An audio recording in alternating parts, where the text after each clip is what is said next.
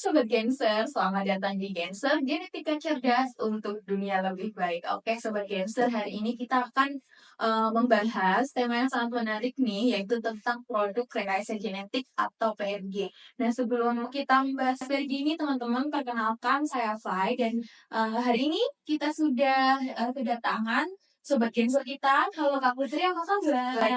Baik, sehat ya Putri ya? Alhamdulillah. Oke, Sobat Genser, Kak Putri ini sedang menempuh pendidikan Magister Bioteknologi nih. Kebetulan sangat relate ya teman-teman dengan pembahasan kita hari ini yaitu tentang PRG.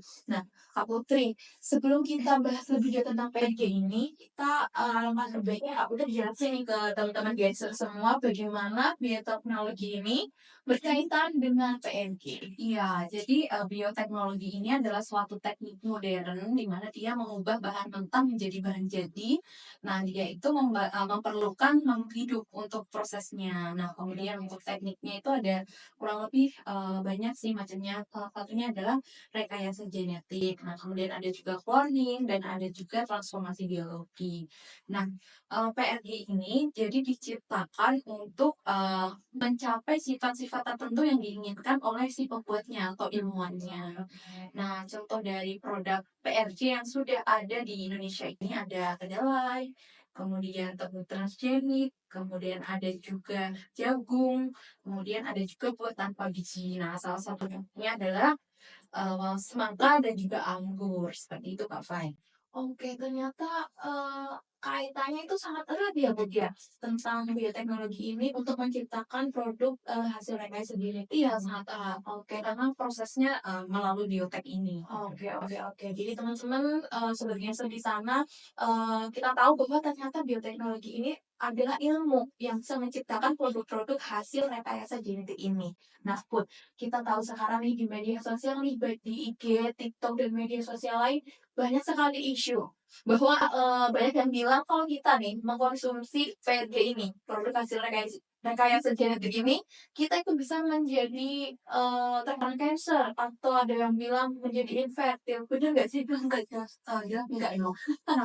Jadi kenapa dia bisa bilang seperti itu? Harusnya kita bertanya pada orang-orang yang tahu atau berkecimpung di bidangnya. Nah, sebagai contoh nih, misalnya kita makan buah tanpa biji. Nah, dibilang kalau buah tanpa biji nanti akan membuat kita infertil gitu ya.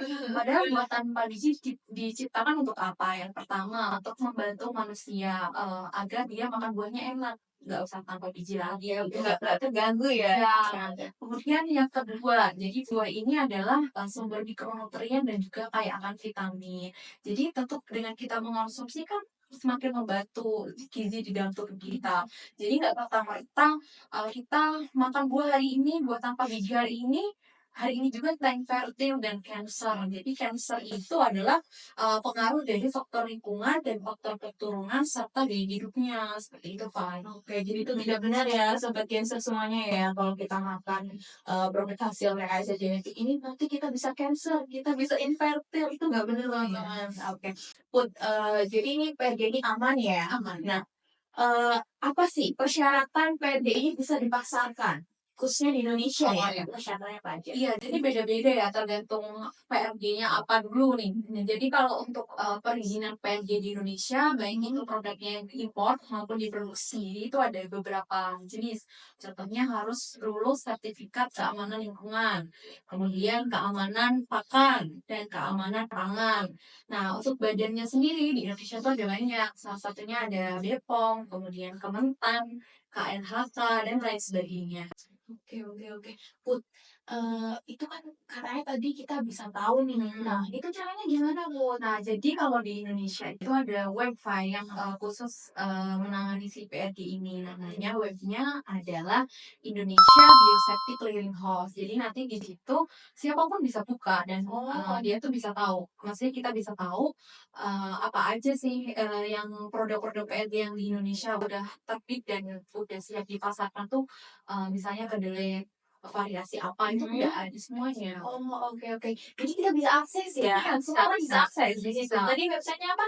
Indonesia Biosafety Cleaning House. Oke, House. teman-teman, nanti kita akan cantumkan linknya di description box ya. Jadi teman-teman atau sobat Genser semuanya ini bisa mengakses dan bisa mengecek produk yang teman-teman konsumsi. Oke, jadi teman-teman mungkin, yang mengkonsumsi produk hasil rekayasa genetik ini, teman-teman, bisa lebih aware lagi. Kita bisa cek bahwa, "Oh, ini produk yang kita konsumsi ini benar-benar sudah aman nih," gitu ya teman-teman. Oke, terima kasih Putri sudah, berbagi banyak sekali informasi ya untuk sobat Genser semuanya. Terima kasih juga untuk sobat Genser yang, sudah menyimak video kita hari ini. Terima kasih, semoga bermanfaat. Salam sehat, tetaplah bijak dalam memilih produk. Dengar, dengar, bahas